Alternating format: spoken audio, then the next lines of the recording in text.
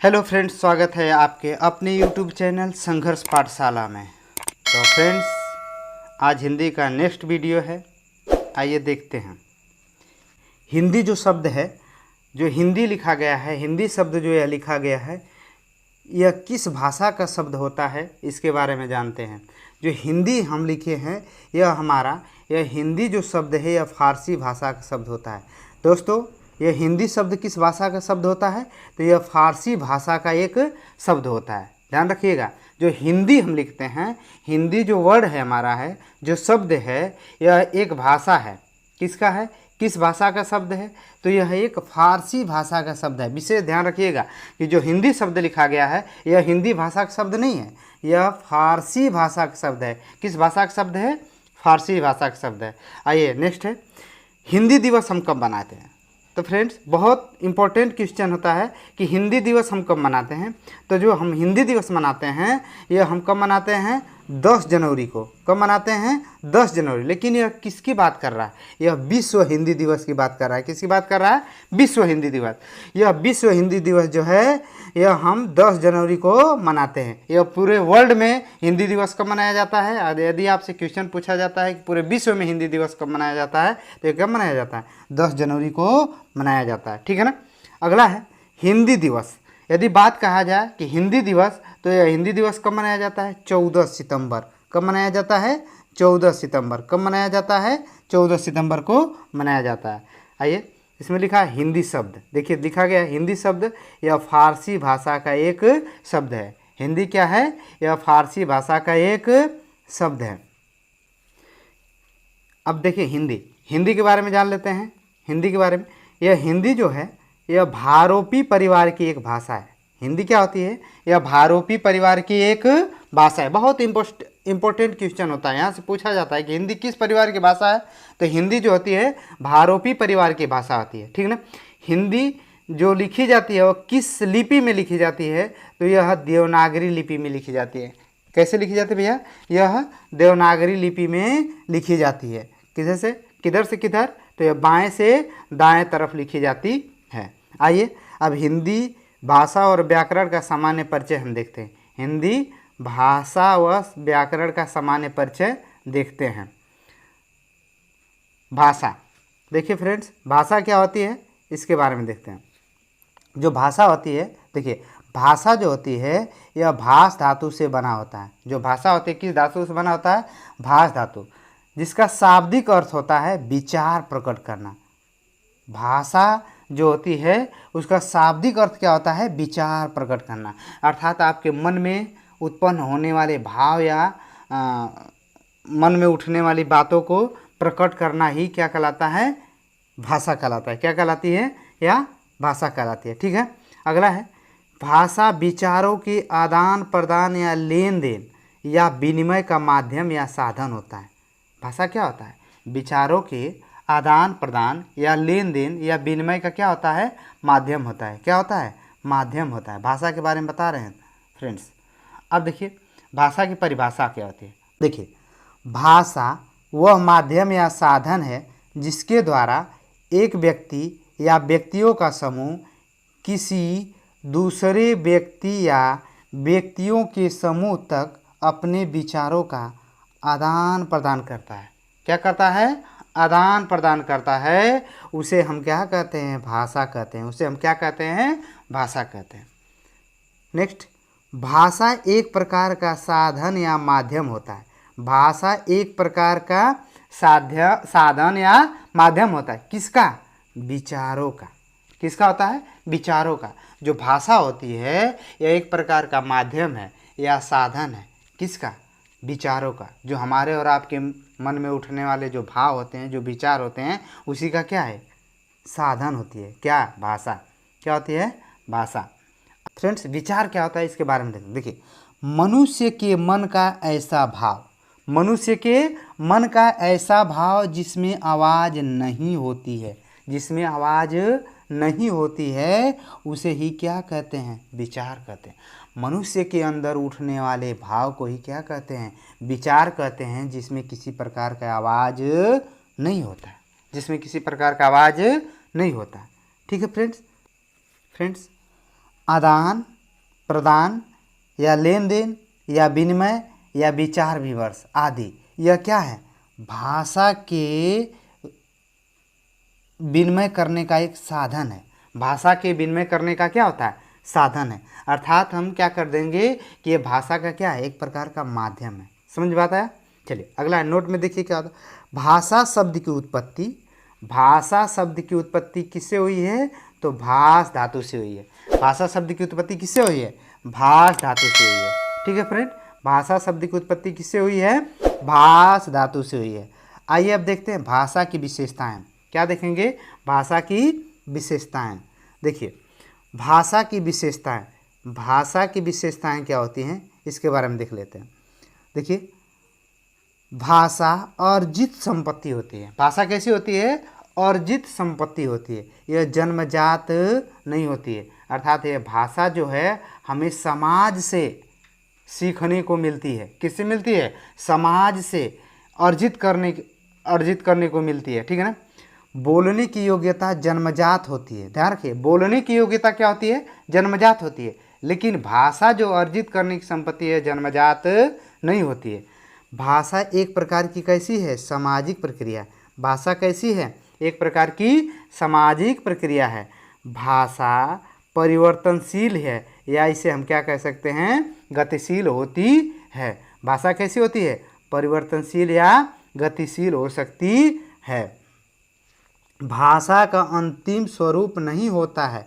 भाषा का अंतिम स्वरूप नहीं होता है। भाषा का अंतिम स्वरूप नहीं होता है। भाषा को अनुकरण द्वारा सीखी जाती है। भाषा को कैसे सीखी जाती है? भाषा को अनुकरण के द्वारा सीखी जाती है। ठीक है ना। भाषा का स्वरूप कठिन से सरल की तरफ होता है। कैसे होता है? भाषा का स्वरूप कठिन से सरल की तरफ होता है। यदि कोई भाषा हम सीखे नहीं रहते हैं तो हमें कठिन लगती है। यदि उसे हम सीख जाते हैं तो कैसे हो जाती है? हमारे लिए सरल हो जाती है। अगली विशेषता है भाषा का अपना एक मानक रूप होता है। भाषा क्या होता है? अपना एक मानक रूप होता है। अब देखिए अगला है भाषा जिस माध्यम या साधन से किसी मनुष्य के विचार को दूसरों तक पहुंचाया जाता है उसे ही क्या कहते हैं? भाषा। उसे ही क्या कहते हैं? भाषा किसे कहते हैं? नेक्स्ट है जब तक मन के बात या विचार को ध्वनि के रूप में कही जाए उसे विचार या भाव कहा जाएगा। नेक्स्ट विशेषता है जब मन की बातों को ध्वनि के माध्यम से दूसरे तक पहुंचा दिया जाता है तो यह ही माध्यम भाषा कहलाती है। क्या कहलाती है? भाषा कहलाती है। जब तक उसे ध्वनि के रूप में न कहा जाए, देखिए जब तक उसे ध्वनि के रूप में न कहा जाए उसे क्या कहा जाएगा? भाव या विचार कहे।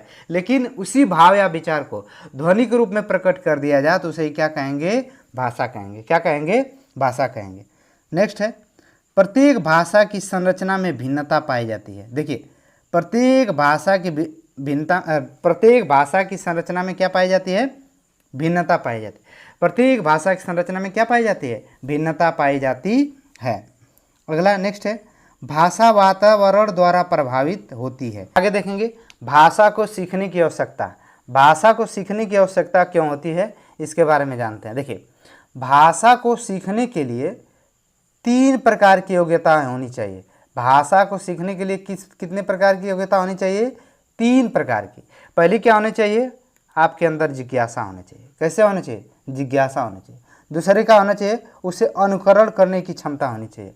और तीसरा क्या होना चाहिए? अभ्यास करने की क्षमता होनी चाहिए। ध्यान रखें ना।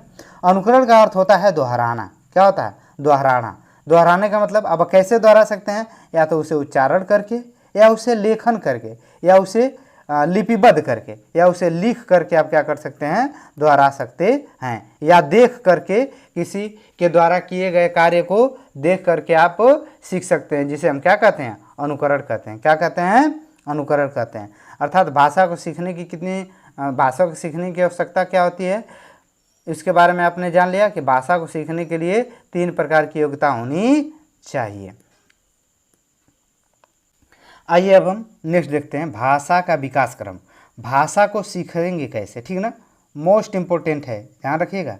ठीक ना, यह भाषा का विकास क्रम क्या होता है, कैसे हम सीखते हैं, उसके बारे में जानते हैं। ध्यान रखिएगा, भाषा को सीखने के लिए पहला काम होता है सुनना। क्या होना चाहिए, सुनना, सुनने की क्षमता होनी चाहिए। दूसरा क्या होना चाहिए, बोलने की क्षमता होनी चाहिए। तीसरा उसे पढ़ने की, और चौथा फिर इसके बाद लिखने की। ध्यान रखिएगा, पहले सुनते हैं, फिर बोलते हैं, फिर उसे क्या करते हैं, पढ़ते हैं, फिर इसका क्या करते हैं, उसे लिखते हैं। यह भाषा को सीखने का क्रम है, जिसे हम क्या कहते हैं, कौशल कहते हैं। क्या कह सकते हैं, कौशल, जिसे हम क्या कह सकते हैं, कौशल। ठीक ना, ये योग्यताएं होनी चाहिए। यह हमें सीखने की इतनी योग्यता होनी चाहिए, जिसे हम श्रवण पले कहते हैं या सुबोपली। क्या कह सकते हैं इसे, श्रवण पले या सुबोपली। सुबोपली का मतलब है सु से सुनना, बो से बोलना, प से पढ़ना, ल से लिखना। ठीक है ना, बात समझ रहे हैं। इसे अंग्रेजी में यल यस आर डब्लू, ठीक ना, बात समझ रहे हैं, यल यस आर डब्लू। इसका मतलब होता है लिसनिंग, ठीक है ना, स्पीकिंग, रीडिंग और राइटिंग। ठीक है ना। अब देखिए, श्रवण बदन पठन लेखन, यह संस्कृत की बात है। श्रवण बदन पठन लेखन अर्थात सुनना, बोलना, पढ़ना और लिखना। ठीक है, आगे नेक्स्ट, सुनने और बोलने की योग्यता विकसित होनी चाहिए। क्या होनी चाहिए, सुनने और बोलने की योग्यता क्या होती है, विकसित होनी चाहिए। सुनने की योग्यता क्या होती है, जन्मजात होती है। क्या होती है, जन्मजात होती है। बोलने की योग्यता हमारे, देखिए, सुनने की योग्यता तो क्या होती है, जन्मजात होती है, लेकिन बोलने की योग्यता हमारे आसपास या समाज पर निर्भर होता है। अर्थात हमारे समाज में जैसा बोला जाएगा वैसे हम उसे क्या कर देंगे, ग्रहण कर लेंगे। क्या कर लेंगे, अनुकरण कर लेंगे। क्या करेंगे, उसे हम सीख लेंगे। ठीक है ना। अब देखिए, सुनना, बोलना, पढ़ना, लिखना। ठीक है ना, सुनना, बोलना, पढ़ना और लिखना। ठीक है ना, ये हमारी क्या होती है, ये क्या होती है, कौशल होती है। क्या होती है, कौशल होती है। ध्यान रखिएगा, सुनना और पढ़ना, सुनकर और पढ़कर हम क्या करते हैं, किसी चीज़ को ग्रहण करते हैं। क्या करते हैं, किसी चीज़ को ग्रहण करते हैं। सुनकर पढ़कर हम किसी चीज़ को क्या करते हैं, ग्रहण करते हैं, जिसे हम क्या कह सकते हैं, ग्रहणात्मक कौशल। क्या कह सकते हैं, ग्रहणात्मक कौशल। दूसरा है बोलकर और लिखकर। बोलकर और लिखकर हम क्या करते हैं, अपने भाव विचार को क्या करते हैं, अभिव्यक्त करते हैं, किसी के पास पहुंचाते हैं। क्या कहते हैं, किसी के पास क्या करते हैं, पहुंचाते हैं। कैसे, बोलकर और लिखकर। तो इसे हम क्या कहेंगे, अभिव्यक्तात्मक कौशल। क्या कहेंगे इसे, अभिव्यक्तात्मक कौशल। क्या कहेंगे इसे हम, अभिव्यक्तात्मक कौशल। देखिए, यल का अर्थ होता है L S R W, listening, S का मतलब स्पीकिंग, आर का मतलब रीडिंग और डब्लू का मतलब राइटिंग। मतलब क्या हो जाएगा, क्या हो जाएगा, सुनना, ठीक, बोलना, ठीक है, फिर पढ़ना, इसके बाद लिखना। ये हमारे पास इतने कौशल का विकास होना चाहिए। ठीक है फ्रेंड्स। अब है भाषा के प्रकार। अब क्या है, भाषा के प्रकार। देखिए, भाषा के 3 प्रकार होते हैं। भाषा कितने होते हैं, 3 प्रकार होते हैं। भाषा के प्रकार कैसे होते हैं, 3 प्रकार। पहला हमारा हो जाएगा मौखिक भाषा, दूसरा क्या हो जाएगा, लिखित भाषा, और तीसरा क्या हो जाती है, सांकेतिक भाषा। भाषा के 3 प्रकार हैं। मुख्य रूप से कितने प्रकार, 3 प्रकार। कौन कौन से, मौखिक भाषा, लिखित भाषा और सांकेतिक भाषा। देखिए, मौखिक भाषा, देखिए मौखिक भाषा क्या होता है, बोलकर अपने विचार को किसी के पास क्या किया जाता है, पहुंचाया जाता है, और अगला आदमी उसे क्या करता है, सुनकर उसे क्या कर देता है, ग्रहण कर लेता है। क्या कर लेता है, ग्रहण कर लेता है। यह सबसे सरल भाषा होती है। कैसी भाषा होती है, यह सबसे सरल भाषा होती है। मौखिक हमारी कैसी भाषा होती है, सबसे सरल भाषा होती है। ठीक है ना, बात सुना। प्रथम व्यक्ति बोलेगा और दूसरा व्यक्ति उसे क्या करेगा, सुनकर ग्रहण करेगा। यह अभिव्यक्त करेगा और अगला उसे क्या करेगा, ग्रहण करेगा। अब अगर नेक्स्ट है लिखित भाषा। कौन सी भाषा, लिखित भाषा। लिखित भाषा जो होती है यह सरल और कठिन दोनों होती है। ध्यान रखिएगा, लिखित भाषा हमारी जो होती है सरल और कठिन दोनों होती है। ठीक है ना। और हमारा तीसरा है सांकेतिक भाषा। कौन सा भैया, सांकेतिक भाषा। यह सबसे कठिन भाषा होती है। ध्यान रखिएगा, यह कैसी भाषा होती है? सबसे कठिन भाषा होती है। इस प्रकार यह प्रश्न पूछा जाता है कि सबसे सरल भाषा कौन सी होती है? तो मौखिक भाषा। सरल और कठिन भाषा कौन सी होती है? तो लिखित भाषा। और सबसे कठिन भाषा कौन सी होती है? तो सांकेतिक भाषा। ठीक है फ्रेंड्स, मुझे पूरी तरह से विश्वास है कि यह सेशन आपको अच्छा लगा होगा। तो आप हमारे इस YouTube चैनल संघर्ष पाठशाला को शेयर कीजिए, सब्सक्राइब कीजिए और बेल आइकन दबाना न भूलिएगा। धन्यवाद।